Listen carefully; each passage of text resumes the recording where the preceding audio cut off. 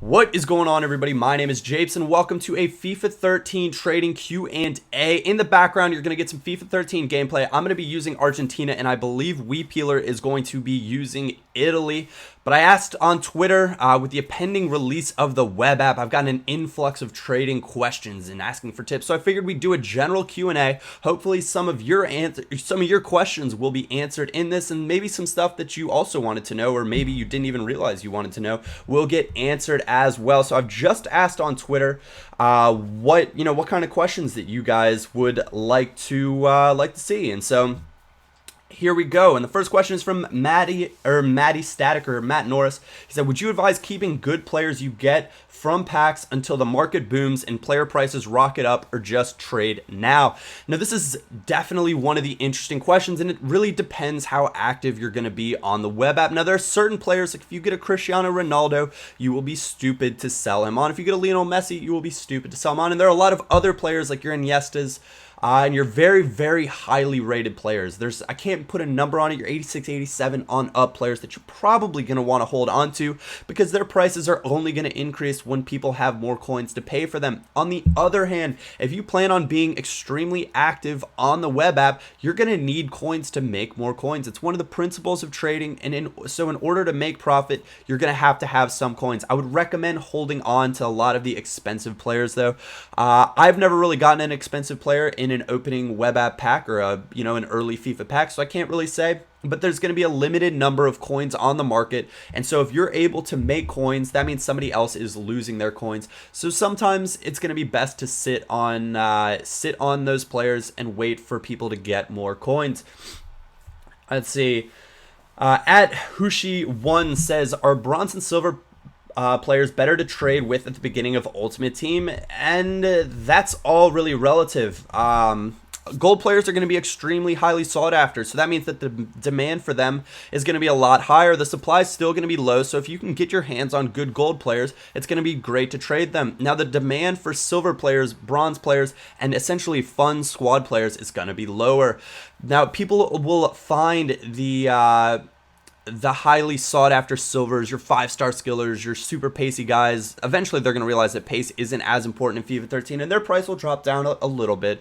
But I don't think that they're necessarily better to trade with. You will be able to pick up bargains on silver players because people will not be looking for them, essentially. I made a ton of coins off of Fetfutsidis last year because I found out he was a 5-star skiller in an off league, and before his price shot up, once people found out, I was able to pick up quite a few. All right. Adam Bash says, which Brasilvers are going to be the ones to trade in? You're going to want to go Liga do Brazil. You're going to want to look for pace, and you're going to want to look for 5-star skillers. Also, if you can find some center backs that are extra pacey or look to be quite good, those are going to be the ones that you want to go after. Let's see. Wasim says, how do you find your bargains? And that's basically putting in search parameters, hoping for the best, the 59th-esque minute method, which I'm sure all of you guys know at this point. If not, it's just scrolling over all the way to the end of the 59th minute for when cards are first listed. Will still be available, as people do not know what price to list cards for. A lot of people are going to be listing people up for 150 start prices, largely just because the market has yet to determine the value of what that player should go for. So if you're clever, there'll be a lot of people out there. There'll be a lot of cards trading around. If you can get on at an awkward time today, and when I talk about an awkward time, I might stay up a little bit late tonight and see if I can get a few crazy players for really, really low, and then sell them on during peak hours during the next day. It's a good method while the web app is getting started. Dave says, will there be much room for profit if nobody knows fixed prices of players? Absolutely. By the time unfortunately, I don't know how it's going to work with trading this year, but I was able to do, player for player trading last year because people were kind of guessing what the prices of players would be. And so I had my hands on like an informed Lucas Podolski very, very early on. I think I made about 40 to 50,000 coins on the web app right when it got started, before the game actually released, before I got bored of it. So there will definitely be room for that with the web app being out, because there are people that aren't good at trading, and there are going to be people that are stronger at trading, and they will be able to take advantage of them. Will you be doing, let's see, James Prestige says, will you be doing a trading series on FIFA 13 or just trading in an RTG style series? I will be doing power hours periodically. Now, power hours are meant to be built into my path to power, but when I do them, I will probably title them as something different, and they will be just like power hour. And then I'll say in my path to power, hey, if you wanted to see the last episode, which wasn't titled path to power, go check out, the power hour. And for those of you guys that might be new to my channel, a power hour is essentially where I take an hour out of my time and I trade, with a given coin total, and I buy as many players as I can that I think will be bargains, and then I sell them on and see how much profit I have indeed made. Let's see, Andreas says, who makes up the prices? If I get a Ronaldo the first day, etc., how much will he go for? And I kind of touched on this already. The market determines the prices. It's really supply and demand. Now, the issue with first day prices is there is a huge demand for Ronaldo and there's a very small supply of Ronaldo. So logic might tell some of you guys that, hey, I think that the price of him is going to skyrocket, but the supply of money or coins out on the market is so slim and so low that it's impossible for him. There's going to be a peak. His equilibrium price is going to be lower because there's only a certain amount that people can pay. Now, people might be willing to pay a lot more, but because they can only pay a certain amount of coins, that's how the market is going to determine what his price will be. Let's see. Connor Gore says, how do you get the first 5K? I can never do it until I play matches. And that's going to be from selling on everything. And now an easy little thing that I did last year too is I went and I searched, I think, the fastest Korean players out there. And the Korean players, there were quite a few that were, or Korean bronzes, there were quite a few that were pretty quick. And so I picked all of them up for 150 coins and sold them all on for about 300 coin buy nows. Eventually, slowly but surely sold them on for 300 coins buy now. And this, it essentially doubled my money. Do it one more time and you doubled your money again, and you're going to be somewhere about that 5,000 coin net range. Now, keep in mind that EA will be giving out what they call gifts daily, so it's worth logging into your web app account, or accounts, as some of you guys I'm sure have created plenty of them. I have two. I've got my Pat's Power account and my regular account, so I won't be experiencing as many gifts, I guess, as some of you guys will be, but that will be a way to help you get some coins once you get started. Let's see. Please link. Luke says bid tokens replaced or completely removed. Yes, they've been completely removed for the first time ever. Vulcan asks, will I reply to this comment? I guess that's an answer within itself. Luke says, what team do you think you will attempt to build first? And I'm going to go for a value league. I'm talking essentially Russian league, Portuguese league. Bundesliga still classifies a value league. It'll be determined slightly by if I get an extremely highly rated player in a pack that I want to use. Now, I might end up just waiting and sell that player on, but that'll all be determined by what I get my paws on originally. Let's see. Adam Brown says, what play do you want the most, not to sell, to play with? What player do I want the most to play with? That's a tough question. I honestly have no idea.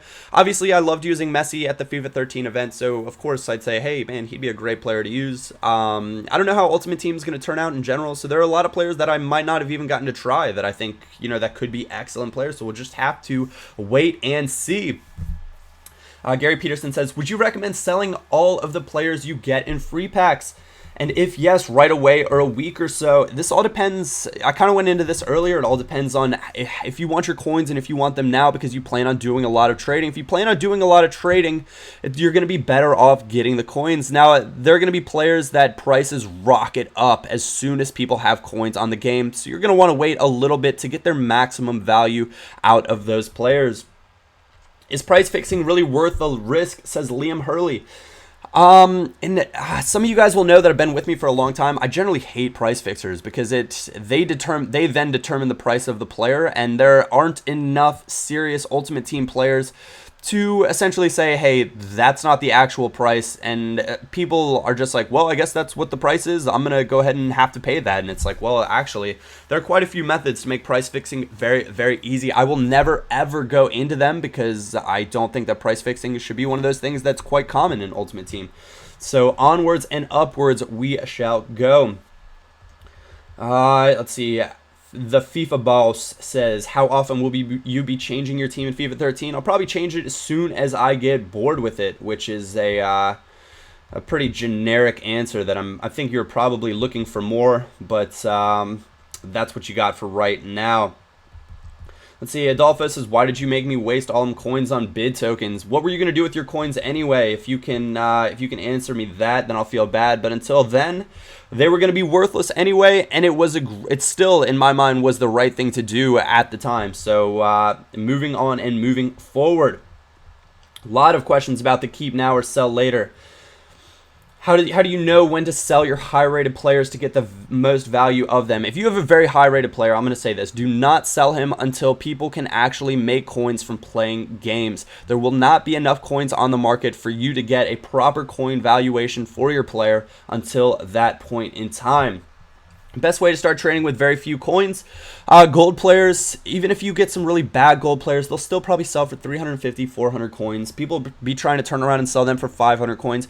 You can then pick up a few bronze players, maybe in an off league, maybe a decent deal. They won't turn around and sell that quickly, but you can get them for probably 150 coins, sell them on for 200, 300, 300 coins for a bronze buy now. You double your money. Same thing with silvers. It's not a bad way to get started. Ben asks, best kits to buy. I would stay away from kits and all that stuff in general. People are going to be concentrated on building their team versus having the coolest kits in the world. So that's something that becomes a trading factor later on, but not something that I would get into right away. Daniel Van Rij says, do you have a preferred league to trade with? If so, which league will that be? And that will be whatever league I decide to build my first team with, because that's the league that I'm going to know the prices of the best, because I'm going to be looking through that league constantly for deals. You're going to be looking for, players in a certain formation more than likely as well. If I decide to play a 4-1-2-1-2, then I'm going to be more than likely very, very familiar with all the players in that league in a 4-1-2-1-2 formation.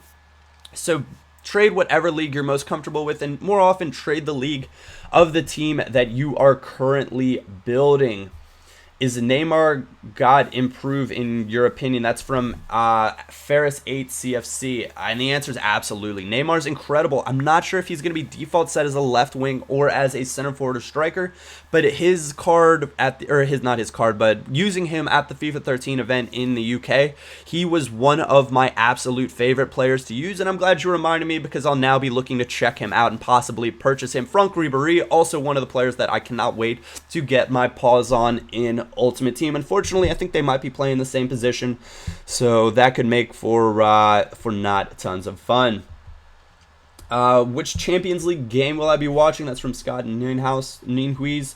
I think the Real Madrid-Manchester City game is the only one on TV here in the States, and frankly, I'd rather watch a game on the big screen in HD than watch a game or watch a match on my laptop streamed in semi-poor quality. Thomas Halstead says, if you got Ribéry, speaking of the man, in a starter pack, would you keep him to put him in your first team or sell him and trade with the coins? I think we've essentially been over this. The smart move would be to wait anyways, because his price is only going to go up, and only going to go up for a little while. And if you can hold off and trade with the other players that you get, you're best off to keep him and sell him at a later date. Plus, he should be an extremely good player to use, so I really don't see the point in selling him on right away. Let's see. Jacob Shepard said, what's an ideal amount of coins to have before building your first team, and what team will you build first? Now, that's a very interesting question to try to put an exact coin total. It really depends on the league and the players that you're after. You're going to want to get essentially, I guess it would be somewhere along the lines of a non-rare team to go with. The last time I had a full Brazilian gold team at the start of Ultimate Team, because, hey, I thought I was still going to be a skiller, and then I realized that's just not my style. But I ended up selling them on very, very quickly. You're going to want to have a team, though, that you can use to essentially play some games and get some profit. And so having a very, very cheap bronze team isn't a bad thing. There are going to be a lot of people that don't use the web app and go straight into using that bronze starter pack. And you're going to get matched up with them, and if you have a bronze team with a bunch of chemistry, you'll probably slaughter them. And so that's not a bad way. Then you can save all your coins and build your gold team one player at a time. And now one player at a time is kind of my method for building a team, in a sense where you got to pick up the right deal at the right time, but you have to keep enough coins to be able to keep trading and keep making more coins time and time again. If you have, say, 5,000 coins and you go out and you spend all 5,000 of those coins, what are you going to use to trade with? You're going to have no coins. You're going to have to play another game. Then you're going to have 750 coins. And trading with 750 coins or 1,000 coins is drastically more difficult than trading with 5,000 coins. So go ahead and buy a player, as you're building your team, take the 5,000 coins, buy a player maybe worth, 500, 600 coins instead of buying the big time player to begin with. Now, obviously, if the deal is out, if you can get Neymar for 5,000 coins, that's a great use of your 5,000 coins because then it's worth it. It's one of those where his price is only going to skyrocket, and you know that you'll be able to sell him on at a later date, or he's the player for your team and you'd rather struggle with trading a little bit than miss out on the opportunity to get what will be an extremely expensive player for a very, very small coin total. All right, let's see. Solid says, is it better to quick sell players from packs or sell them for more when the game is released? And that's a very interesting question because there's going to be such a limited number of players out there and a limited number of coins. If you quick sell players, you're increasing the number of coins on the market, but you're decreasing the number of cards out there. What's essentially going to happen from this is it's going to allow, it's going to increase the overall prices of players out there because people will have coins that they're going to want to use on players. And so I did quick sell players last year. There were certain, I got some non-rare gold players that I was like, well, I can't see anybody necessarily really wanting this player. And frankly, I don't really want this player either. So I will quick sell them on, take the coins, and start on trading. I'd rather have the coins now so I could start trading than go ahead and wait. And the last question, Nasser says, how many packs do players from Ultimate Team 12 get for FIFA 13? I'm assuming it's 2. That's what it was last year. It could be more, and there will be free gifts, so it could add up to be quite a bit in the long run. Anyways, guys, I hope you enjoyed this trading Q&A. Sorry for the ramble, but hopefully it helped answer some of your questions and give you a little pack philosophy to begin your FIFA 13 Ultimate Team journey. If you did enjoy this video, a thumbs up or like is always greatly appreciated. Other than that, my name is Japes, and I will catch you all next time.